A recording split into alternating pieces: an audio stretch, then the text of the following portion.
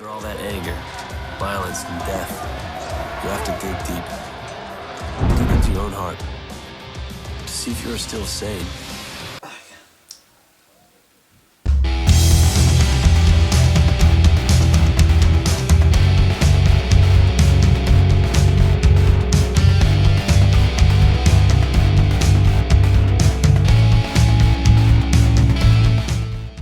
Hello and welcome to another episode of It's Those Guys Game Reviews.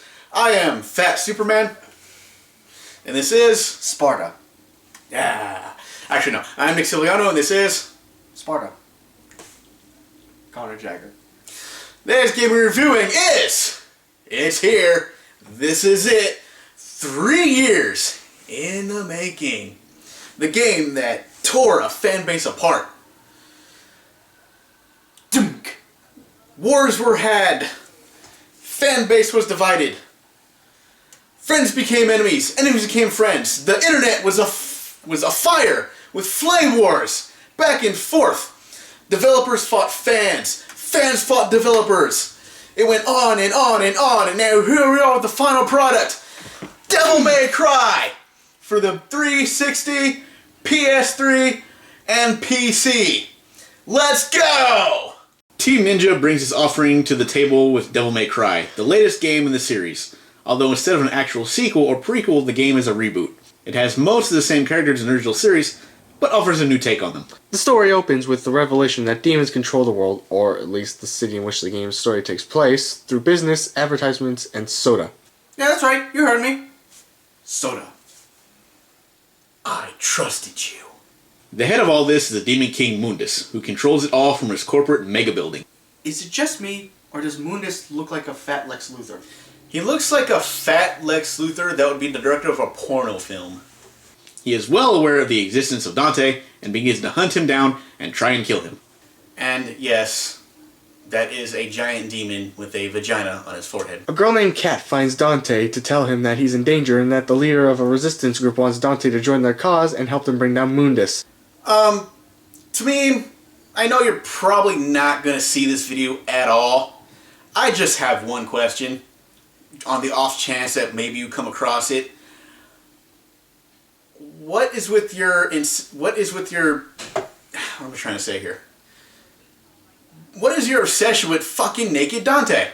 The leader turns out to be his twin brother Virgil and reveals that the two of them are Nephilim, the offspring of demons and angels. Virgil... What?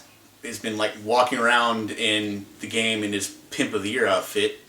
I mean, he's got that coat, that hat, and even like holds a sword for the most time like a pimp cane. I'm serious. Go back and play the game. Watch him. Virgil reveals that Mundus killed their mother and imprisoned their father for betraying them. Dante, Virgil, and Kat set out to fight the forces of Mundus and drive out the demons influenced from the earth. Gameplay is mostly unchanged from previous installments. You would think that in a series reboot they would make some changes into the combat, but sadly, they did not. If anything, they took some stuff away and assigned buttons to do things that could have done something else. This may be nitpicky, but I can't help but feel that maybe they could have used one of the shoulder buttons as a lock-on switch instead of them both being dodge buttons. Without lock-on, combat doesn't flow, and because of this, the gameplay mechanic, which the gameplay is basically is focused on combat. So without a lock-on system, it's all shot in the ass. Well, the thing about it is like Dante will focus on like the nearest character. The problem with that is sometimes when you're in a battle with many enemies, there's going to be one that pops up that you can only hurt with like a certain weapon, and that really just can really just stop your flow just dead. It's annoying. The game does, however, introduce some new mechanics, such as the ability to pull ledges towards you and also swing between areas and over gaps. By holding certain shoulder buttons, Dante can switch weapons to do either devastating heavy damage or high-speed combos that can hit multiple enemies at once. The combat areas take place in the world of Limbo. In Limbo, the world comes alive and the enemies attack Dante as well as the world around him. Which, by the way, while all these things are going on in Limbo, these things are happening in real life, and nobody knows why. And by the world coming alive, the walls actually talk to you and they say fuck you a lot. Well, you know what, wall? I don't think that much of you either. That's right. Moves can be upgraded between missions or when Dante comes across the divinity statue. You can upgrade moves by using skill points which you earn in battle. Each move requires 1 skill point to unlock, and you can unlock many moves for all your weapons. More moves means more combos and more devastating ways to take down your enemies. And of course, throughout the stages you can find hidden things like lost souls and keys to open secret doors, which you can use to upgrade your life and your overall score. Basically secret missions from the other games. Now you just need a key to get into them. Yeah, instead of just like finding random places, you actually need to find keys to open the doors that you'll find. It's good for if you want to put your scores on the leaderboard and brag about it. Now, being we're trying to be as well. We're not professional. We're not professional here, but I'm going to go ahead and look at this game. I'm going to review this game as a game. I might do a review later on my personal things, but as for now, I'm going to go ahead and be fair and base this game and score it on its status as a game and not as my feelings as a Devil May Cry fan. So I will say this: combat is not as gimped as it was, as you would think, but it's still, like I said, there's things that I think it could have had a dedicated lock-on button that would have been good. I like the inclusion of, like, you can switch weapons, like, on the fly. Lock on. But, $5 DLC.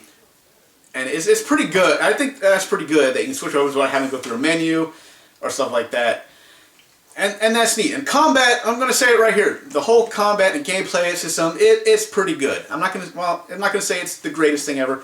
Is this, like, the worst game ever? No, it's not. If you're looking at this from a gameplay standpoint, you like the hack and slash, you're going to enjoy it. I'm not going to lie. I had a couple of times where I thought it was kind of fun doing the combos, but the problem I have with this is like I said, the characters, I'm sorry, it's just not, it doesn't work. Like, there's no reason for these characters to be rebooted, and even though if they rebooted them, they did not make them... Save it for your... They didn't make them at all interesting. I'm sorry, that's just the point. And while the Devil May Cry series, story-wise, has never been, the greatest or Shakespearean, at least, the main character, Dante, had, Thou shalt not be stupid. No. He had, like, his lightheartedness even in the best situations. And at least I'm happy to say that this Dante wasn't as emo as we previously believed, but he was still a pretty, wasn't a very interesting character, and they're trying to tout this, it's going to have the greatest story ever, and it just fell flat on the story. May I add, I felt it was too early for a reboot. Because there's still 2 unexplained plot points that we want to know. Why is, in the original Devil May Cry 1 through 4, why is Sparta hated by demons and revered by humans? What happened to Dante? They actually explained that in the 3rd one. Yeah.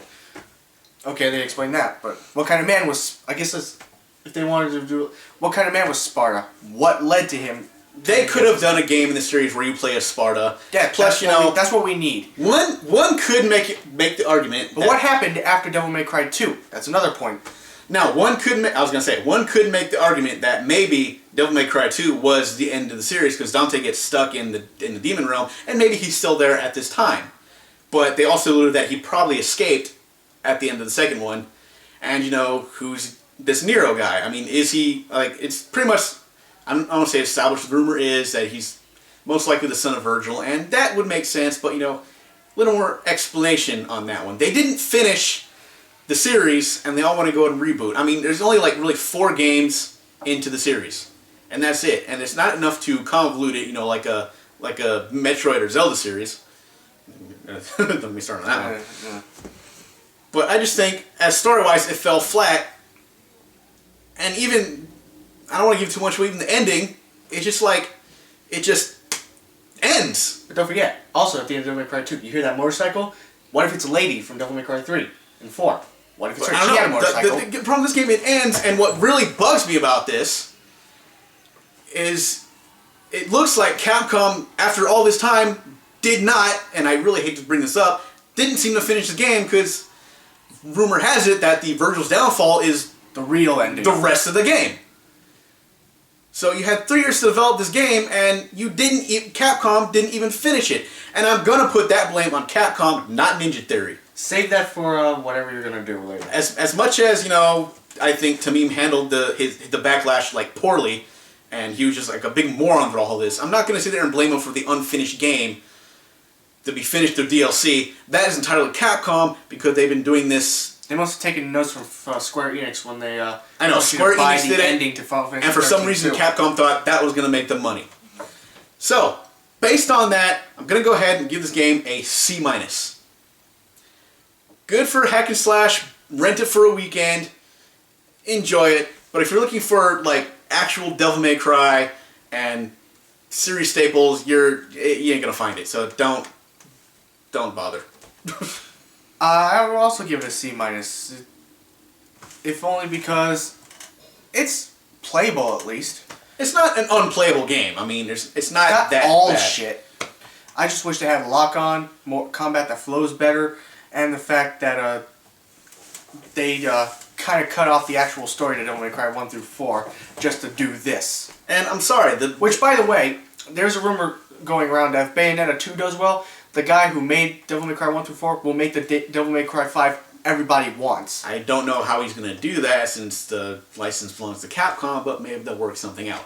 Anyway, it's been another episode of It's Those Guys Game Reviews. We'll see you next time. As for you, Devil, to mean, yeah. What you like about that? Way to go, dumbass.